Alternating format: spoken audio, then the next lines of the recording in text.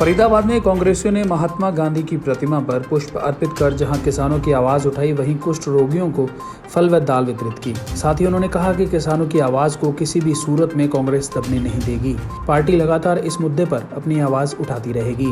दिखाई दे रहा यह नजारा फरीदाबाद का है, जहां वरिष्ठ कांग्रेसी नेता विजय प्रताप सिंह ने फरीदाबाद के कांग्रेसियों के साथ मिलकर महात्मा गांधी की प्रतिमा पर पुष्प अर्पित किए और साथ ही किसानों के मुद्दे पर जमकर सरकार का विरोध किया। उन्होंने केंद्रीय मंत्री कृष्णपाल गुर्जर को आड़े हाथों लेते हुए कहा कि जिस तरीके से गुर्जर प्रदर्शनकारियों को दलाल बता रहे हैं तो वह पहले दलाल की डेफिनेशन बताएं। उन्होंने कहा कि अनिल विज ने कहा कि राहुल गांधी को हरियाणा में घुसने नहीं दिया जाएगा, तो उन्होंने कहा कि कांग्रेसी देख लेंगे कि राहुल को हरियाणा में आने से कौन रोक सकता है। उन्होंने कहा कि मजदूरों और किसानों की आवाज को मरते दम तक उठाते रहेंगे।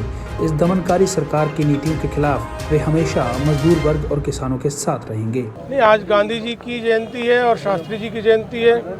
हम कृतज्ञता के साथ उनको नमन कर रहे हैं, याद कर रहे हैं और श्रद्धा सुमन अर्पित कर रहे हैं। सभी कांग्रेसी विचारधारा से जुड़े हुए लोग यहाँ आए। ये तो कृष्णपाल जी स्पष्ट करें ना, दलाल किसको कह रहे हैं? किसान के संगठनों को कह रहे हैं, किसानों को कह रहे हैं, आड़तियों को कह रहे हैं और जो उनका समर्थन कर रहे हैं और लोग।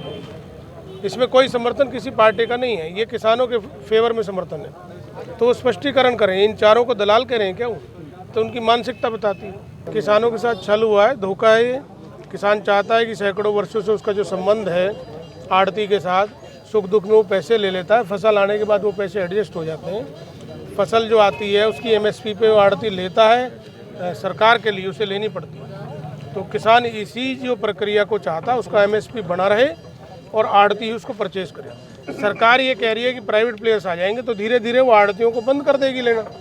जब सरकार मना कर देगी, परचेज नहीं करेगी, तो आड़ती उनके लिए कर नहीं सकता और प्राइवेट प्लेयर्स से फिर वो परचेज कराएंगे। एमएसपी की दबाव प्राइवेट प्लेयर पर नहीं डाला जा सकता।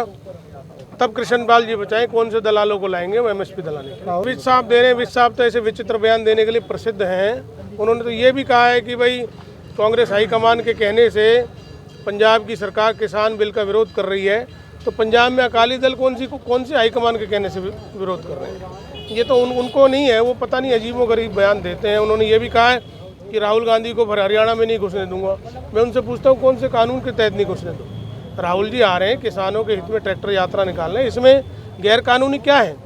कांग्रेस पार्टी अगर किसानों का समर्थन कर रही है, क्या गैर कानूनी? अपनी बात कहना लोकतंत्र में गैर कानूनी है, लेकिन बीजेपी की सोच ही यही है। कल उन्होंने जो किया है हाथरस में, उस बेटी को 2:30 बजे उस बेटी के पार्थिव शरीर को जबरदस्ती जला दिया, उसका विरोध कर रहे हैं।